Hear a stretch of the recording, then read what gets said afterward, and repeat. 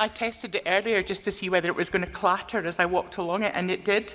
So thank you for the applause there that just covered the noise. Let me just find my place, and then we can begin.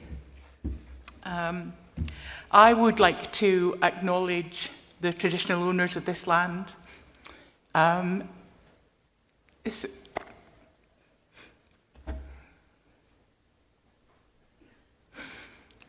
This is a very unexpectedly moving event for me. My husband was involved in, excuse me, this thing you should not do, isn't that right? My husband was involved in a committee that were discussing access to the stadium when it was being built. And if he were here right now, I'd be slapping him around the side of the head to say, what on earth made you think that having to walk 5 miles before you could get into the building was good access, Richard? So, not happy about that at all. I want to start again. I want to acknowledge the traditional owners of this land. I want to acknowledge the leaders who have been in the past, who are presently engaged in leading their people, and those who are emerging into the future.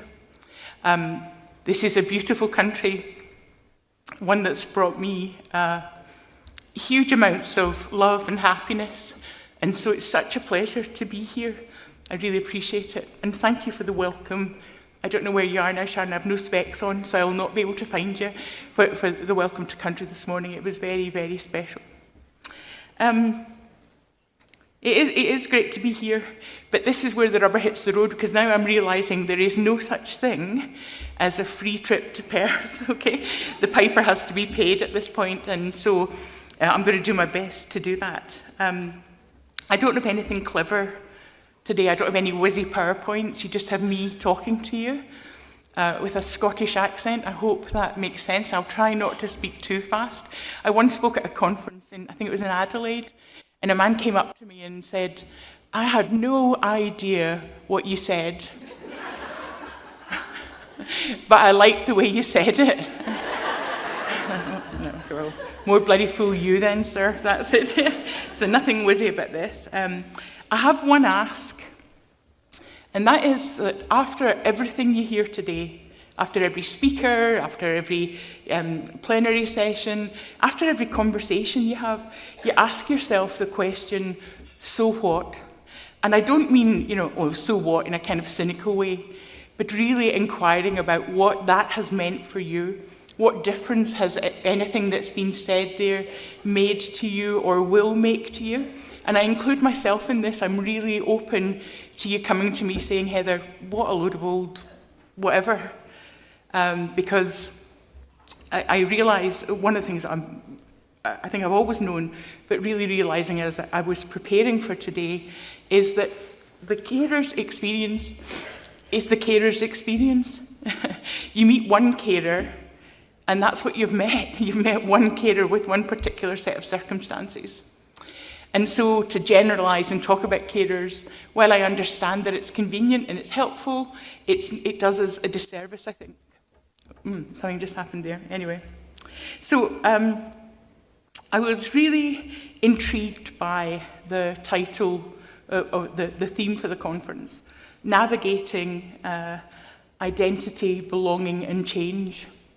I love the idea of navigating. It's like you're going into something that's uncharted and you have to find your way through it.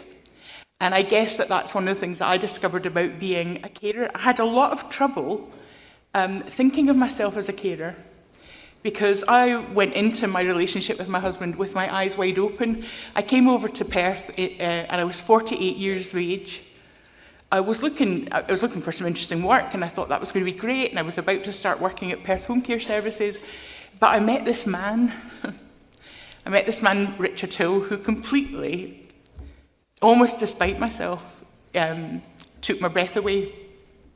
I don't know why, but there was something about him that just, we clicked. He loved me, I loved him, and we lived happily together for a while. Now, sadly, Richard's no longer with us, and that's a story in itself.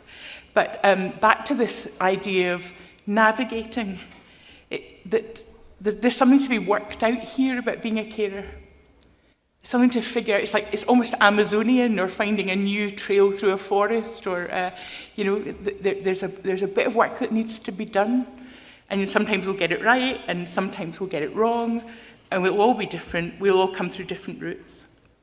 I wanted to acknowledge Stephen, who is our carer profile at the back of the brochure. I almost missed it. I almost missed your story, Stephen, and I'm so sorry about that. I was thinking, why are you tucked away after the adverts?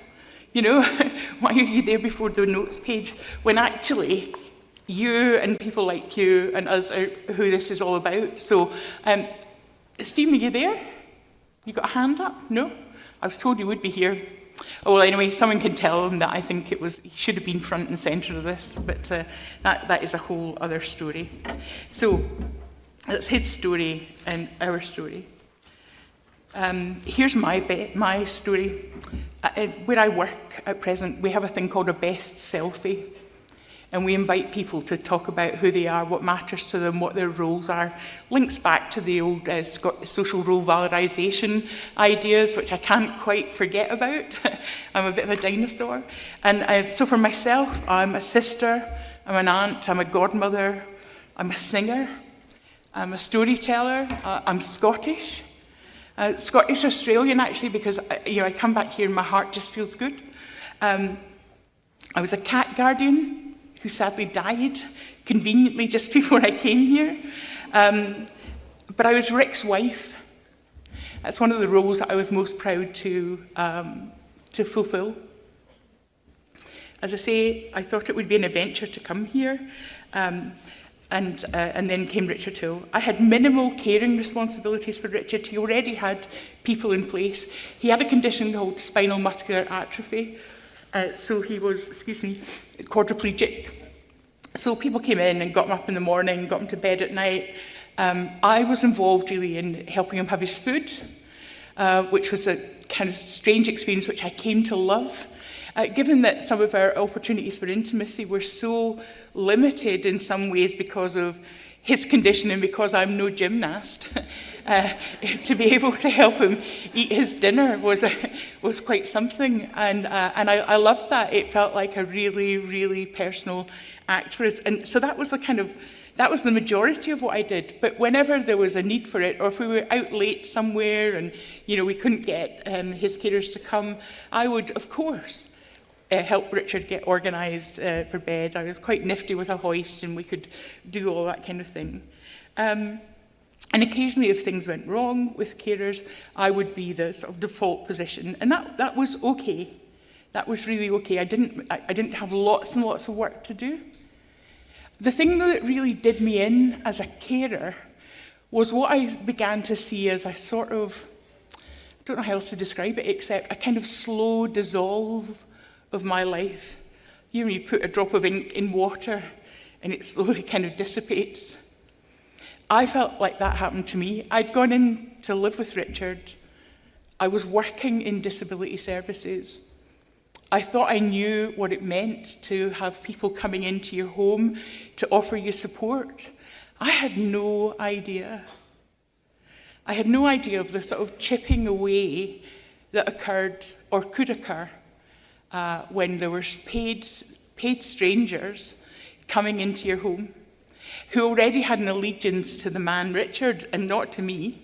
I was some kind of interloper, and so our days would be punctuated by things like, if I bought something for the house, oh yeah, that's very nice, where did you get that? And I would almost always say David Jones, and they would say, oh Richard, David Jones, she's going to spend all your money before you know it. Oh, you got this? Oh, that's quite fancy, isn't it? Oh, is this? And honestly, it was like a drip on a stone. I got to the point where I thought, I can't bear it. I can't bear for you to know any more about our life together or to make any comment on it. And then I would get to the point when I would think, and so how dare you make those kind of comments? But they did. One of the greatest insults was that someone gave me a heads up to say that I should check my freezer. And I thought, oh, okay, I'll do that. Now, I had a reputation among Richard's carers as being someone who was a bit straight-laced. I was a bit prudish, a bit of a Scottish Calvinist. And I'm not disagreeing with that at all, really. But I checked my freezer, and in it there was an ice cube tray in the shape of a penis and testicles. Lots of little ice cubes. I was not impressed. In fact, I felt really violated in my own home. I thought, how very dare you do that? And I say to Richard, do you know about this? Oh, yeah, they're just trying to be friendly. Friendly? I'm reporting them. I'm getting on the phone to whoever it is, and I'm going to be telling them. And he's saying, can you just calm down? I was incandescent.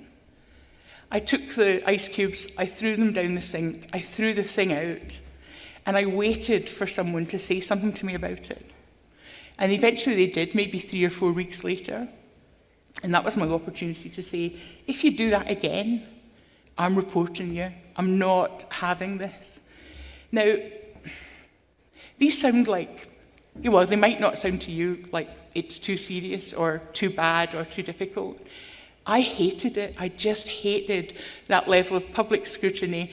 I hated the fact that carers continued, even though Richard and I were married, continued to buy him a girly calendar to hang up in the bathroom so that when they were supporting him with the toilet and so on, that was there. And it caused strife with Richard and I, because one of the things that I knew was, or one of the things I came to realise, was that Richard loved me. Okay, I knew that. But he couldn't do without them. If they were ticked off and left, or they changed because of something that I'd said or some complaint that I'd made, then he was in trouble. And I do believe that for all that he loved me, he would have sacrificed me in order to be able to get up in the morning, have a comfortable day, do what he needed to do. So I felt my identity as, I just felt my identity being worn away under this carer banner, because I became not a person, not a real person, not a singer, a storyteller, a person who had written a book or anything like that. I just became a carer. Well, I became two things. I became the wife, right, with all of the load that carries. Oh, the wife says this has to happen. Or the wife said, we'd rather do it like this. The wife says, this is how you should hang the washing out. Well, the wife did say, this is how you should hang the washing out. And she did say, could you put the same colour pegs on each garment, if that was... That felt like that was a bridge too far. But that's another story that we could tell over a cup of coffee.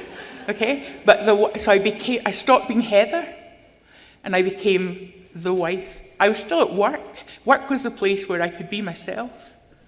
But I had this split identity. And I'm imagining if that's the case for me, then I'm not alone in that. That who you are becomes subsumed into the role. And you start to lose a sense of, well, I definitely lost a sense of myself. In my own home, being affronted by some of the things that were being done or being said to us. The care for Richard was pretty good, except he needed me at the weekend to, when we toasted a crumpet, he could rely on me pressing the toaster 3 times so that he got the right level of crispiness in his crumpet. He couldn't get that because the others were on the clock, and he wouldn't ask them, he wouldn't keep them back. When I was giving him his food, he got one thing at a time and not a mix-up on the fork, right? It's very clear about that. We'll have the potatoes, we'll have the vegetables, we'll have the meat. Don't put it all in the one fork. But I would see that people who were working with him shoveling it all on and shoveling it in. So with me, he got what he wanted, but I think there was a cost to me of, and trying not to be resentful of it. You know, that was really difficult. Excuse me, I'm going to have...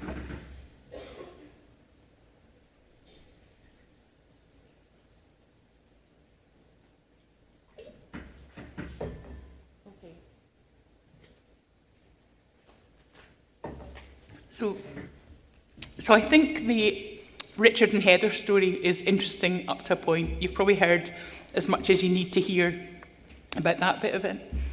Because the next part of the theme for the conference is navigating identity and belonging. I was intrigued by that. I'm looking forward to Adam Birch's session this afternoon, where we're going to be talking about, discovering yourself and where you belong. Because I did feel like I didn't know, who was I? Was I a woman working away in her own right, doing decent work? Or was I just this kind of, dissolving mass that had no edges anymore, that just was, kind of fading into the background as a carer? I thought, where is my tribe? Where do I belong? And it was just lovely this morning in the acknowledgement of country to actually feel in this room like I was belonging to a whole crowd of people here, and belonging to a country, remembering what that was like to have come to Australia and to have felt my heart just open and lift. So that was a wonderful thing.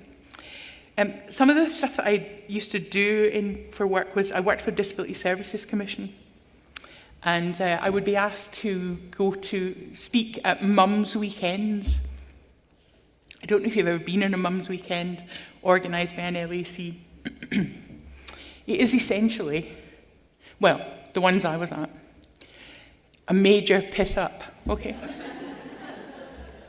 And it would consist of some young mums who'd come along, maybe for the first time, and they were kind of looking to see what was happening and was it going to be okay. And then there would be some veterans, right, who'd been around for ages and who'd fought to epic battles with their LAC or to get funding or to get whatever.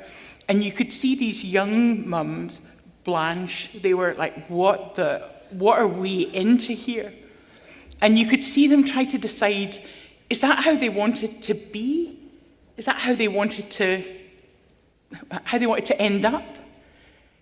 Battered, bruised, cynical, a bit sort of sneery about it, but having had their nails done and a massage and, sent back out into the world to get on with it.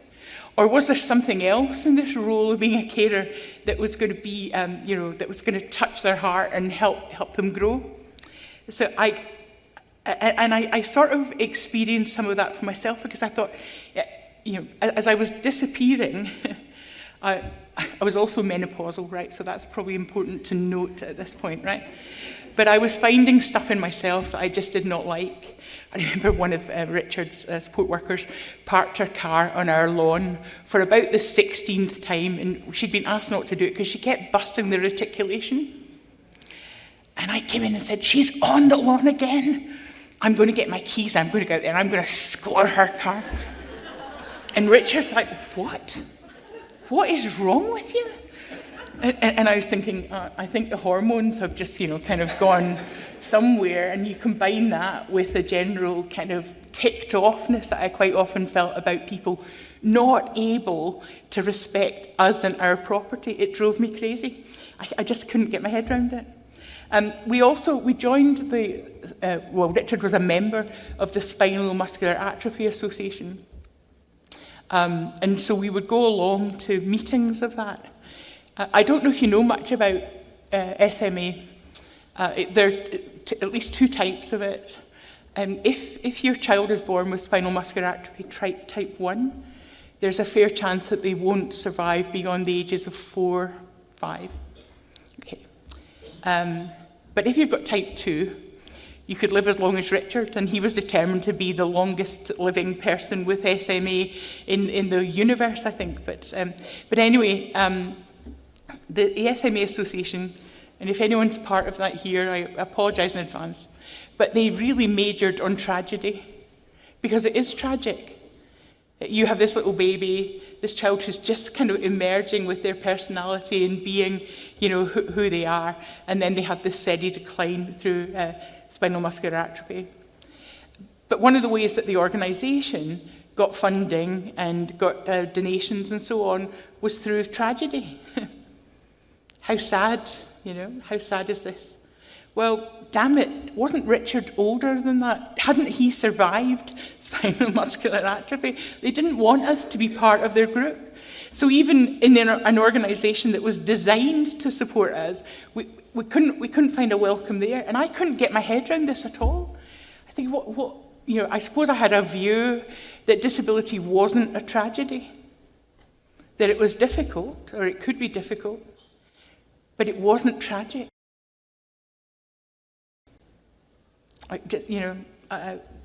For me, that just felt like it's too much.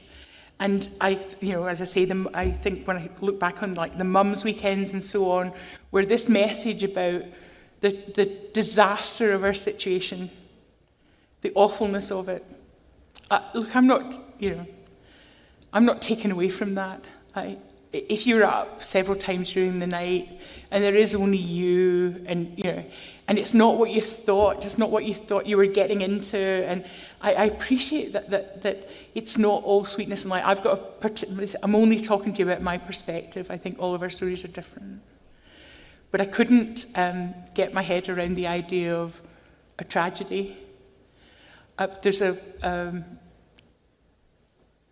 I don't know if you're familiar with the work of John O'Donoghue, an Irish Catholic priest, philosopher, poet. And he wrote a book of blessings, and in it he wrote a blessing for a leader. And in within the text of the blessing for a leader, he says, "May you find the springtime edge of the bleak question."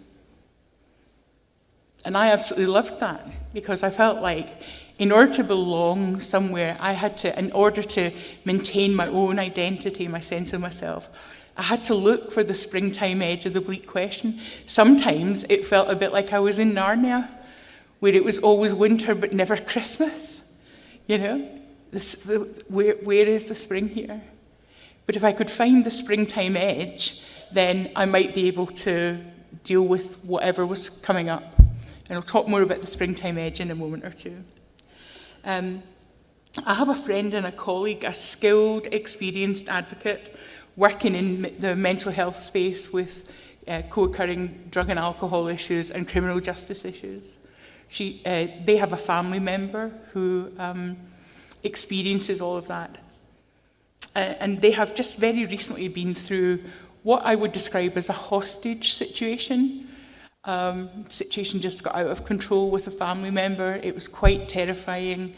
And when my colleague then came through it to the other end and tried to get some help, she phoned a helpline who were not helpful. She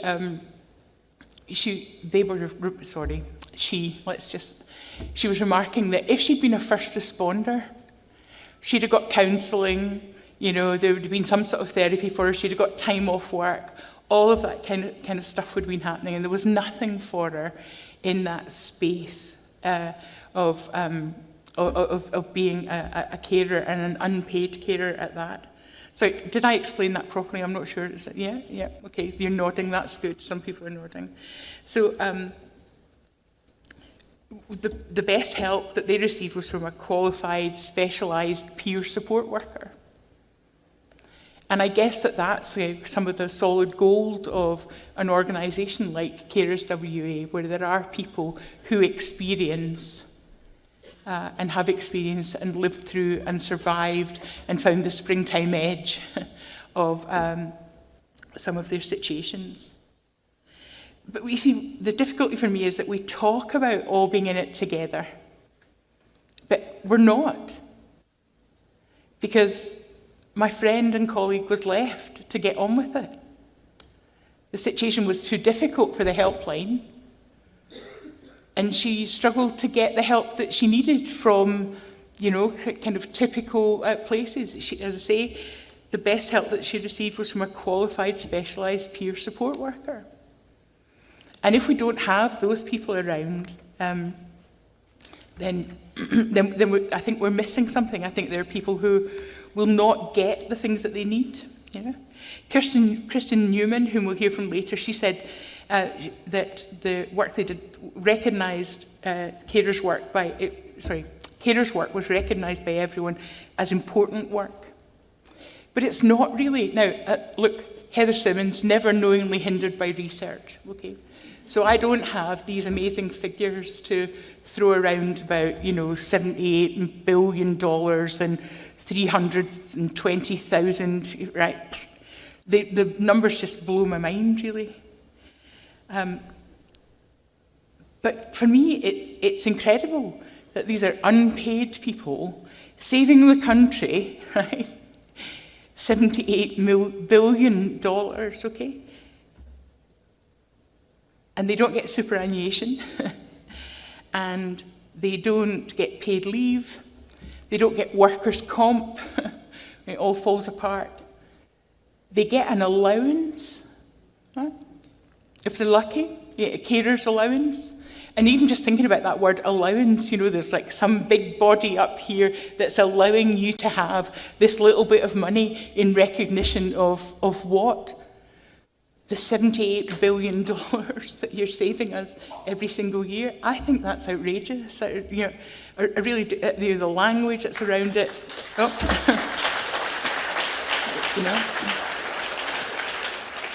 So I think in order to belong, for carers to belong, to be part of that workforce, because they're described as being part of the workforce, there needs to be systemic change. And I think that's a challenge for Carers WA. I mean, it was great to hear all of the reports and so on that you've had input into. And I think the challenge for you is to just keep lifting the bar, to keep on top of this stuff. To get maybe to get all these guys standing on the table saying this is not good enough. Because I'm sure it's acknowledged that they're not. But I'm telling you something, a morning tea with who was he? The governor. I'll bet, it would be lovely. But so what?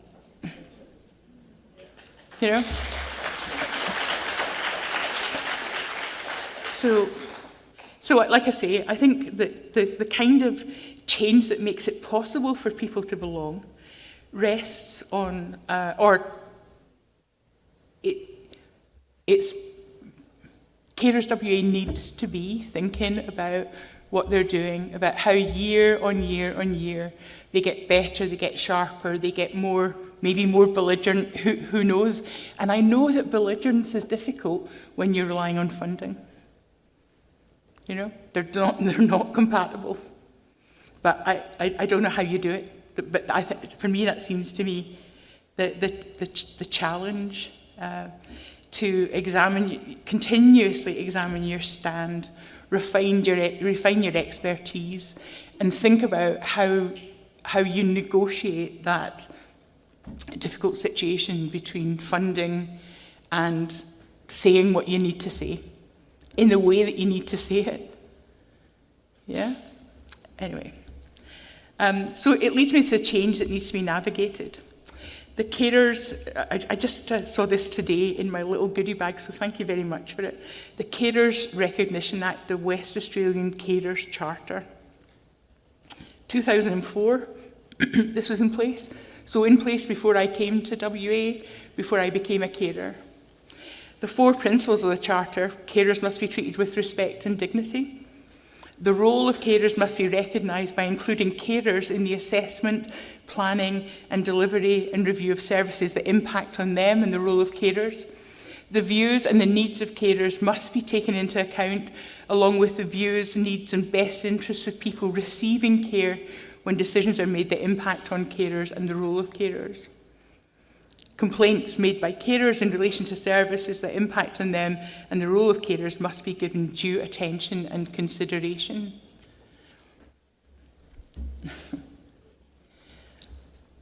I want to do this. I never once, and honestly I put my hand on my heart and say this, in any of my interactions with the organisations that supported Richard and influenced our life, I found it really hard to feel like I was being treated with respect and dignity. I found it really... and I'm sorry, I'm not up here to be a smart arse. I'm just saying that this is what it was like, that my views and needs were taken into account. I don't think so. I was the wife the troublesome wife. If you were taking my views and needs into account, you might have hung the washing out with the same colour pegs on each garment, because it would have told me that you were listening to what I was saying, and that whether you agreed with it or not, you thought it was important. You know?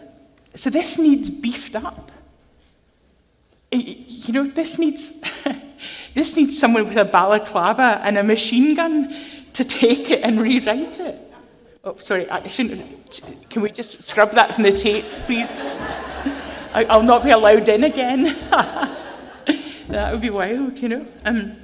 So I'm understanding from the friends of mine who are working in the disability arena that the message about the people who with disabilities or who need the support, that they are being taken more seriously as customers. You know, so we have to consult with the customer, and so that's good. But actually, we also need to be doing more about saying, you're here, you're providing the manual labour a lot of the time for this. What are we saying? How are we listening to you? And I get that there are all these issues about your regional issues, all of that. I can't imagine what it might be like to try and deliver services in some of the really remote areas that we have here. So change, it needs to be systemic. It needs to be kind of root and branch thinking again about, this isn't carers charter, so what? So what? I'm sure someone will come to me at tea time and say, well, actually, I really like the carers.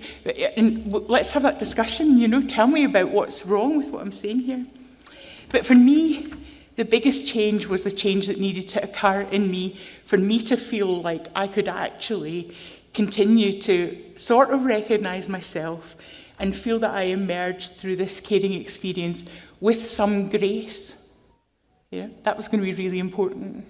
That I didn't become the warhorse veterans of the mums groups, that I still found a way of saying something that was useful and helpful and affirming for people who were new to this work.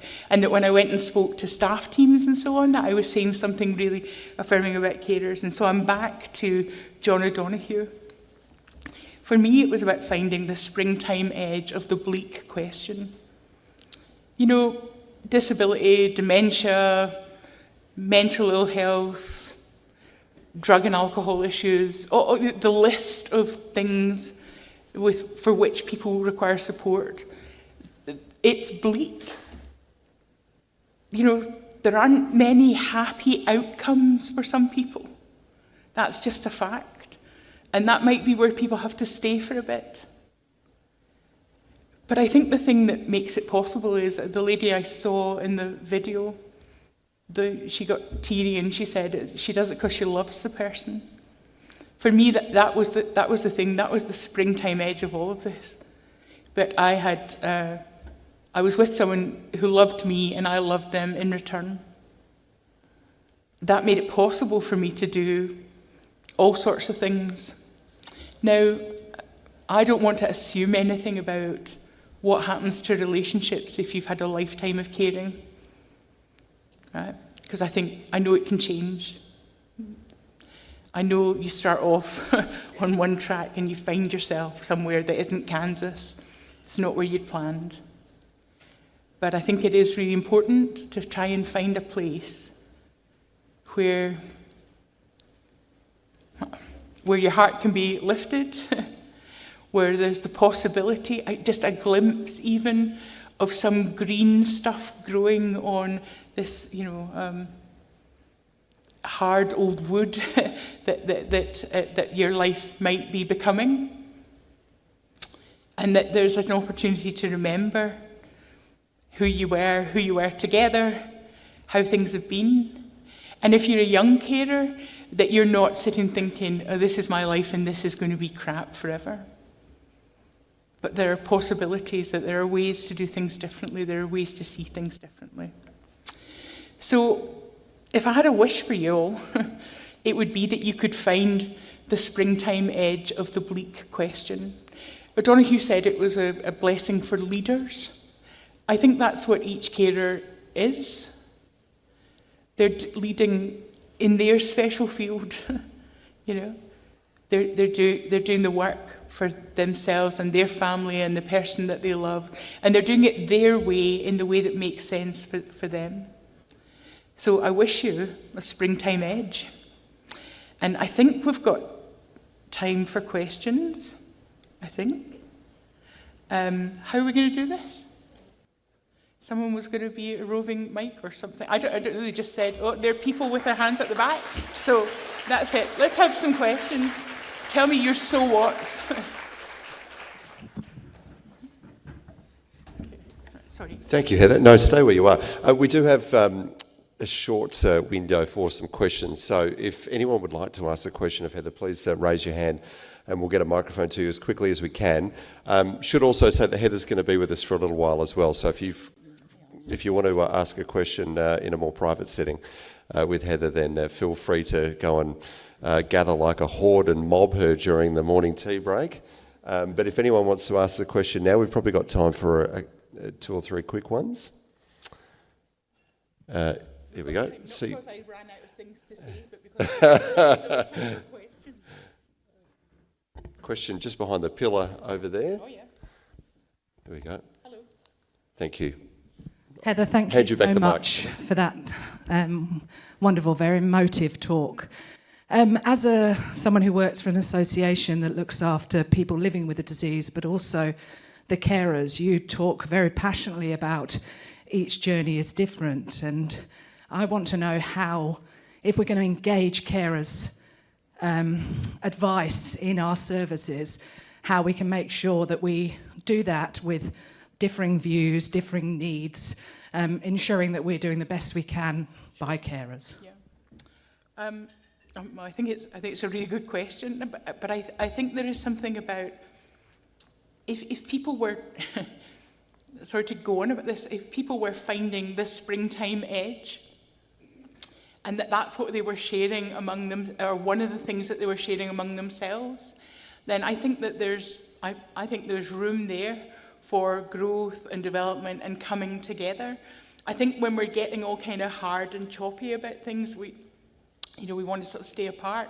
But green growth is pliable and moldable and can work. And I think that if you had a sort of notion that the things that bind you are things like love and joy and heart. So, I mean, sorry, I'm hearing myself say it sounding like Oprah Winfrey. But I do think these are the things that make a difference. You know, and I think if we don't talk to people and encourage them to find that, then we just do hard yakka.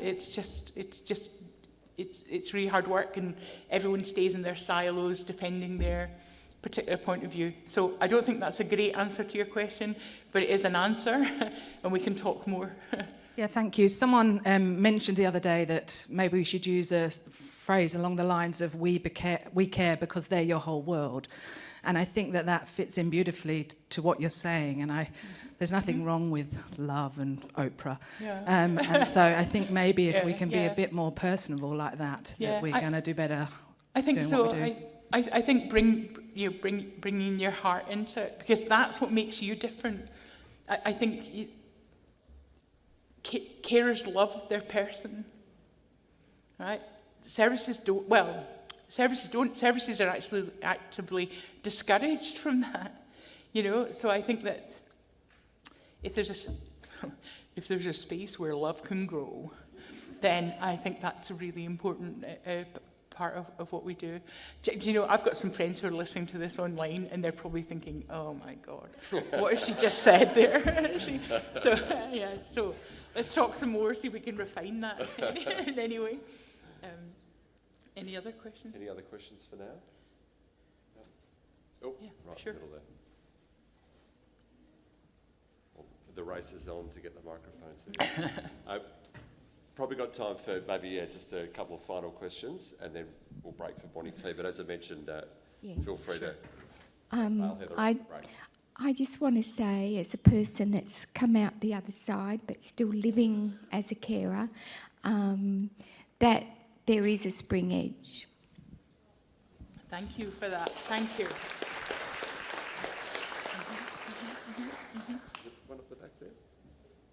one final one up the back there. Thank you, Heather. Thank you so much. My question is, how can we make it really practical for carers to also feel that they have choice in control for whatever they need? I find that there are nice words, lots of policies, but in actual practicability of respite, choices of having ongoing maintenance for the carers is lacking. Yeah. And we in Australia have so much resources. Somehow, we don't get it. Yeah. Look, I think you're absolutely right. So what we're already saying that we're saving to the tune of $78 billion. So where is that $78 billion going? I'd like to know about that. Sorry?